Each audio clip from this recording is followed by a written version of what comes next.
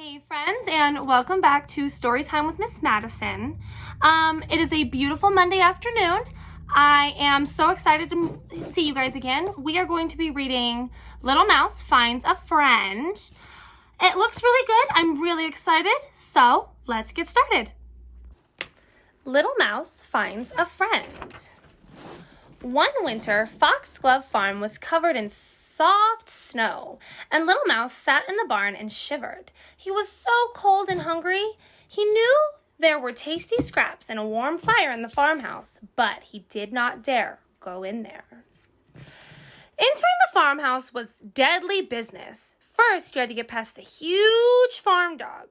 His ferocious bark and snarling teeth were enough to scare even the bravest of mice. And then there was the farmer's wife. It was said that once she cut off a mouse's tail with a carving knife. But worst of all was the cat. He was terrifying. He had dagger-like fangs and claws as sharp as needles. Her large amber eyes saw everything, and her small ears missed nothing. She could hiss like a snake and snarl like a tiger.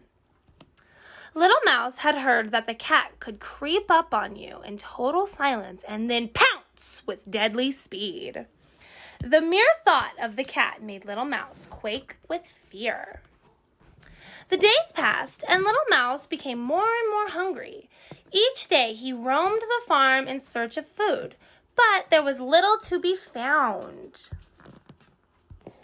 The horse guarded his oats, and the chickens chased him away from their grain, and the cows stomped their feet every time he tried to share their morning feed. The pigs wouldn't even let him share the kitchen scraps. By midwinter, Little Mouse was so hungry that he made a big decision. He was going to creep into the farmhouse and try to find something to eat. That night, Little Mouse waited until the dog was asleep in his kennel and the farmer and his wife were snoring in their bed.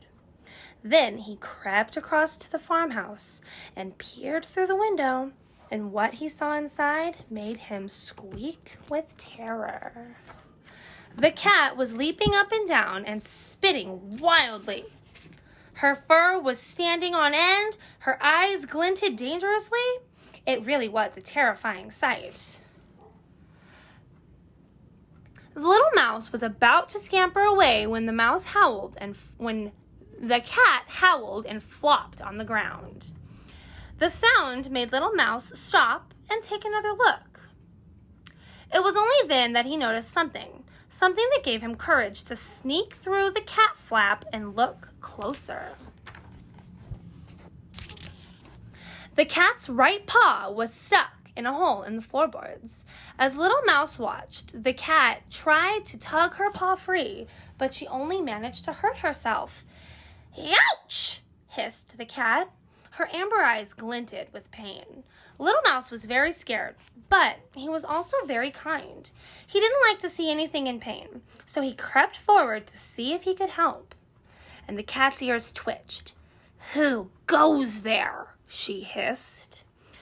"Only me," squeaked Little Mouse bravely. "Can I please help you?" Her tail swished and she sighed. "My paw is trapped, but I don't suppose a little fellow like you could help.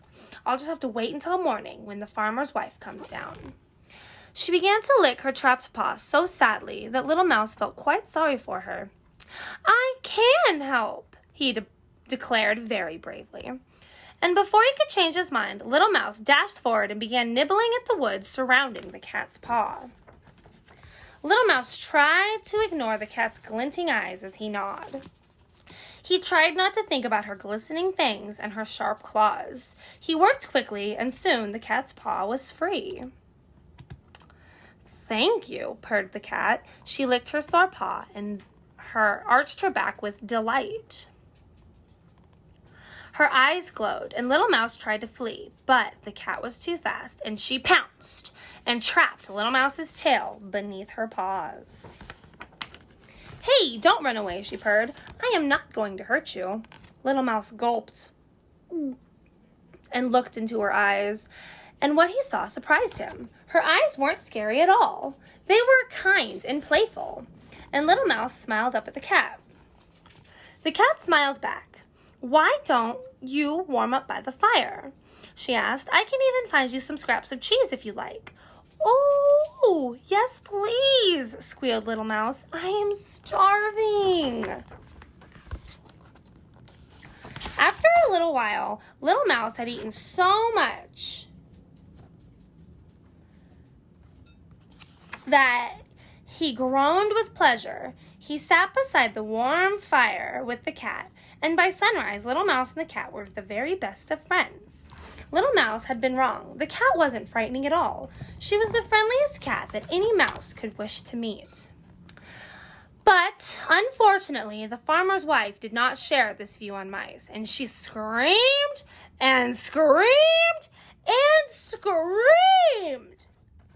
"Humans are frightened of mice," explained the cat. "That's why they make such a fuss." But what about the farmer's wife cutting off the tails of mice?" asked Little Mouse. "Oh, that's just a silly story," laughed the cat. "But I think it's probably safer if you only come into the farmhouse when everyone else has gone to bed," the cat said, smiling. And from that day on, Little Mouse never went hungry, and every day the cat would leave little scraps of cheese inside his mouse hole in the barn. And every night, when everyone else was asleep, Little Mouse would creep into the farmhouse and warm himself beside the fire with his new best friend. The end. And that was Little Mouse Finds a Friend. I think that it was a really cute book. Honestly, I didn't really do a skim through when I got this book. I just got it because the cover looked cute. And it was a pleasant surprise for me, at least, when the mouse became friends with the cat, because that's like always the funnest thing when like the dog becomes friends with the cat and the cat becomes friends with the mouse, because, you know, dogs and cats and mice, they're not supposed to like each other. But a story like this just goes to show you that anybody can like anybody and everybody can be friends with everybody. Anyways, guys, that's all I have for you today. I truly hope that you enjoyed today's story, and I will see you guys in the next one.